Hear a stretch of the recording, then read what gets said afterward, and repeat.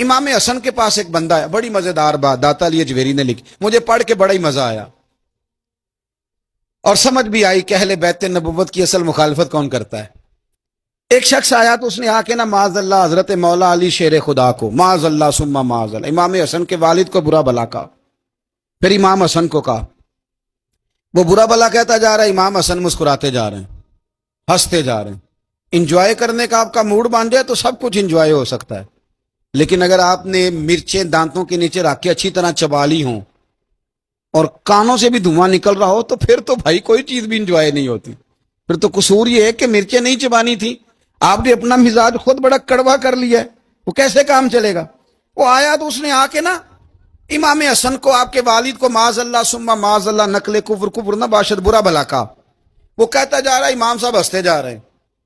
جب وہ تھک گیا تو امام حسن فرمانے لگے، روٹی کھانی ہے؟ بھوک تو نہیں لگی ہوئی؟ کہنے لگا بڑی لگی ہوئی ہے۔ فرمانے لگے اس کو روٹی کھلاؤ۔ اس کو روٹی کھلائی، فرمایا تیرا حال؟ کہنے لگا بڑا غریب ہوں۔ ایک پیالے میں چاندی بھر کے امام حسن نے اسے دی، اور جب اس کو دے دی نا تو غور سے چہرہ دیکھنے لگا، کہنے لگا آپ کا حلم دیکھ کے، سخاوت دیکھ کے مجھے یقین آ گیا ہے کہ آپ واقعی خون رسول ہیں۔ امام صاحب فرمانے لگے یہ بیچارہ اصل میں تنگ ہے اپنی زندگی سے، اصل اس کا حال کوئی نہیں، تو میرے ساتھ یہ حرکتیں کر رہا ہے۔ تو یہ آپ سمجھے اس بات کو، کچھ لوگ بیچارے ویسے ہی تنگ ہوتے ہیں، پریشان ہوتے ہیں، ویسے ہی بلا وجہ معاملہ ہی کوئی نہیں۔ امام حسن رضی اللہ تعالیٰ عنہ نے ہمیں سبق دیا ہے۔ وہ علامہ اقبال کہتے ہیں کہ ایک مولانا نا میرے سامنے نا ایک بھوکے آدمی کو سامنے بٹھا کے تو حدیث پاک کا درس دے رہے تھے۔ بندے کو بھوک بڑی لگی ہوئی تھی، وہ درس دیتا جا رہا ہے۔ تو اقبال کہتے ہیں میں نے اسے کہا کہ فاقہ کش کو درس شریعت سے کیا غرض، اس کے شکم کی آگ کو تو روٹی چاہیے، وہی سے روٹی کھلا، اسے تیری کوئی سمجھ نہیں آ رہی، تو بھوک لگی ہوئی ہے، پہلے کھانا کھلا لے، پھر ذرا اس کے ہوش ٹھکانے آئیں گے، پھر اسے دین کی بات بتانا۔ ہم لوگوں کا ذہن نہیں سمجھتے کہ بندہ کس قسم کا ہے۔ سارے ہی صحابہ حیا والے تھے، سارے ہی اکرام والے تھے، پر حضور سید عالم صلی اللہ علیہ وسلم کی پیاری زوجہ حضرت عائشہ صدیقہ رضی اللہ تعالی عنہ فرماتی ہیں کہ میں حضور کے گھر میں پردے کے پیچھے دیکھ رہی تھی، نبی کریم آرام فرمائیں تو حضور کی نا تہمت مبارک پنڈلیوں سے ذرا اونچی ہو گئی، پنڈلیوں سے ٹخنوں تک مرد کا چھپا ہوا ہو تو وہ جائز ہے، اس سے نیچے ننگا نہیں کرنا چاہیے، اوپر اس سے ٹخنوں سے اوپر، نیچے ہو بھی جائے تو خیر ہے۔ حضور کی پنڈلیاں نا تھوڑی سی چادر ہٹی ہوئی تھی، پنیاں کہتے ہیں ہم پنجابی میں، پنڈلیوں سے ذرا چادر ہٹ گئی، حضور لیٹے رہے آرام فرما رہے۔ فرماتی ہیں باہر دستک ہوئی، حضور نے فرمایا کون ہے؟ عرض کی ابو بکر صدیق یا رسول اللہ، اجازت ہو تو حاضر ہو جاؤں؟ حضور نے فرمایا آ جاؤ۔ کہتے ہیں حضور لیٹے رہے، حضرت ابو بکر آئے، بات چیت ہونے لگی، تھوڑی دیر کے بعد پھر دستک ہوئی، کون ہے دروازے پہ؟ یا رسول اللہ عمر بن خطاب ہوں۔ فرمایا آ جاؤ، آ گئے، بات چیت ہوتی رہی، تھوڑی دیر کے بعد عثمان غنی آئے، یا رسول اللہ آ جاؤں؟ فرمایا عثمان ذرا ٹھہر۔ حضرت عثمان ٹھہر گئے، نبی کریم اٹھ کے بیٹھے، چادر مبارک پنڈلیوں کے گرد لپیٹی، اپنے کرتے کو سیدھا فرمایا، کہا عثمان آ جاؤ۔ تو عثمان آئے، بات چیت ہوئی، چلے گئے۔ سیدہ کہتی ہے میں نے پوچھا یا رسول اللہ عثمان تو بڑی ٹھنڈی طبیعت کا بندہ ہے، وہ تو بڑا میٹھا آدمی ہے حضور، کوئی جاہو جلال نہیں، کوئی بات نہیں، کوئی، وہ تو بڑا پیارا ہے۔ عمر آئے تو آپ لیٹے رہے، ابو بکر آئے تو آپ لیٹے رہے، تو عثمان؟ حضور فرمانے لگے عائشہ عثمان سے تو فرشتے بھی حیا کرتے، عثمان سے تو فرشتے بھی حیا کرتے، تو میں نہ حیا کروں؟ آپ اس بات کو سمجھیں، غور کریں کہ اگر ان کی طبیعت اس طرح کی ہے کہ وہ کہتے ہیں کہ وجود زیادہ چھپا ہوا ہونا چاہیے، تو نبی پاک نے ان کی طبیعت کا خیال کیا ہے، حضور نے ان کے مزاج کا۔ آپ کو نہیں پتا کہ ابا جی آپ کے کیا سوچتے ہیں، کیا چاہتے ہیں؟ آپ کو نہیں پتا آپ کے استاد کا مزاج کیا ہے؟ آپ کو نہیں پتا آپ کے مرشد کامل کی طبیعت کس طرح کی ہے؟ وہ کن باتوں میں راضی ہوتے ہیں، کن میں ناراض ہوتے ہیں، ہمیں سارا پتا ہوتا ہے، لیکن ہم چاہتے ہی نہیں صحیح کرنا معاملات کو۔ ہم اپنے وجود پر تھوڑا سا بوجھ ڈالنا ہی نہیں چاہتے، اپنی طبیعت کو تھوڑا سا تکلیف دینا ہی نہیں چاہتے۔ حضرت صدیق اکبر رضی اللہ تعالی، مالدار آدمی، کروڑوں پتی شخص، لیکن انہوں نے نا ایک موقع پہ پھر ٹاٹ کا لباس بھی پہن لیا۔ تو کسی نے ان سے کہا ابو بکر یہ کیا؟ فرمانے لگے نبی کریم کو میرے آقا کو غریبی پسند ہے تو ابو بکر غریب بن گیا ہے. ختم ہو گئی. جے سونا ہی میرے دکھ وچ راضی تے میں سکھ نو چولے ڈاواں. ٹھیک ہو گئی بات. وہ جس حال میں رکھے اس حال میں راضی رہنا ہے.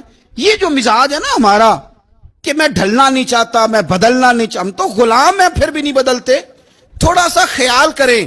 میں کہا کرتا ہوں کہ اماں کو زیادہ نہیں ضرورت پیسوں کی. ہاں ماں تو ماں ہوتی ہے, وہ کو ریٹ لگا کے تیرے سے پیسے مانگے گی. اماں کو تو بس اتنی ضرورت ہے کہ ماں جو کہہ دے جی کر دو. ماں کو تو اتنی ضرورت ہے کہ 2 منٹ رات کو بیٹھ جاؤ پیروں میں, اماں لا تیرے پیر دبا دوں, بھائی اتنا ہی کافی ہے. وہ کہے گی او ہو میرا پتر بڑا چنگا. اللہ وہی انج دی اولاد سارے نو دے وے. او بھائی ایسے کر دے. وہ تو سویرے پورے محلے کو ابا جی کو کوئی نہیں ضرورت تیرے پیسوں کی. ہاں نا, ان کو تو ضرورت ہے. تو کبھی کبھی تو ان کو موٹر سائیکل پہ بٹھائے اور ابا جی منڈی جانا تھا, میرا دل تھا کٹھے چلیں گے, آئیں ذرا پیار سے چلتے ہیں. کبھی ان سے پیار کرے, کبھی کہے ذرا کندھے نہ دباؤں. او یارو اس کی ضرورت ہے, نہیں ضرورت مرشد کامل کو کسی کے پیسوں کی. نہ, اللہ جانتا ہے جو کامل آدمی ہوتا ہے اسے ضرورت ہی نہیں ہوتی. اسے تو اتنی ضرورت ہوتی ہے کہ اس نے کہہ دیا سیانے بن جاؤ تو سیانے بن جاؤ, اس نے کہہ دیا نیک ہو جاؤ تو نیک, اس نے کہا ہے کہ آج آ جانا تو پھر, اور نہ یار کہاں ضرورت ہے تیری. میں اتنا ہی بڑا. ہم لوگ دوسروں کے بارے میں سوچتے ہی نہیں. بس میں مجھے سکون دو, میرے مطابق ڈھل جاؤ, میری بات کرو. اور نہ یارو, میرے رسول کریم, میرے نبی رحمت سرور دو عالم صلی اللہ علیہ وسلم دوسروں کا خیال کرتے, ان کے مزاجوں کا خیال کرتے, ان کی طبیعت کا خیال کرتے, ان کے معاملات کو دیکھتے. میرے رسول پاک علیہ السلام تو دیکھتے کون شخص کس طرح کا ہے, کس رویے کا ہے, کس انداز کا ہے, اس کو اس کے مطابق عزت دیتے, وقار دیتے, نواز دیتے, اس شخص کا اس طرح کا اکرام کرتے. میرے نبی کریم صلی اللہ علیہ وسلم فرماتے ہیں میں نے معراج کی رات میں نے جنت میں ایک محل دیکھا. میرا دل کیا میں اندر سے جا کے دیکھوں, پر اس کے دروازے کے قریب گیا تو عمر فاروق کا نام لکھا تھا. فرماتے ہیں میں نے کہا عمر ذرا طبیعت کا سخت ہے. اس نے کہنا ہے قانون یہ ہے کہ پہلے اجازت لو پھر کسی کے گھر جاؤ. چلو ہم نہیں جاتے, عمر سے پوچھ کے چلے جائیں گے. گھر جو عمر کا ہے, نہیں آپ کو سمجھ آئی میری بات کی یار, نہیں سمجھے. جن کے قدموں کے صدقے گھر ملا ہے, اگر وہ یہ خیال کرتے ہیں کہ سامنے والے سے پوچھ لینا چاہیے, نہیں آپ نہیں سمجھے. او بھائی جن کے برکت سے وہ مکان ملا ہے, اگر وہ مزاج کا اتنا خیال رکھتے ہیں تو پھر مزاج رسول کا بھی تو خیال ہونا چاہیے نا. پھر مزاج سنو. پھر نبی کریم صلی اللہ علیہ وسلم واپس آئے, حضور نے بتایا وہ عمر تیرا مکان بڑا پسند ہے. یار میں اندر جانے لگا تھا, دروازے پہ حور بھی بیٹھی تھی, جانے لگا تھا اندر, تو وہ نا میں اس لیے نہیں گیا کہ عمر قانون بڑا پابند ہے. اس نے کہنا ہے کہ قانون تو اجازت لے کے جاؤ. حضرت عمر رو پڑے, عرض کرنے لگی حضور میں کہاں اور جنت کا مکان کہاں, مختصر سی میری کہانی ہے, یہ جو بھی ہے آپ کی مہربانی ہے. تو حضرت عمر رو پڑے. لیکن میرے رسول کریم صلی اللہ علیہ وسلم اب اتنا حضور خیال کرتے تو جناب عمر پتہ کون تھے, جرت نہیں تھی کسی مائی کے لال کی عمر کے سامنے کھڑا ہو سکے.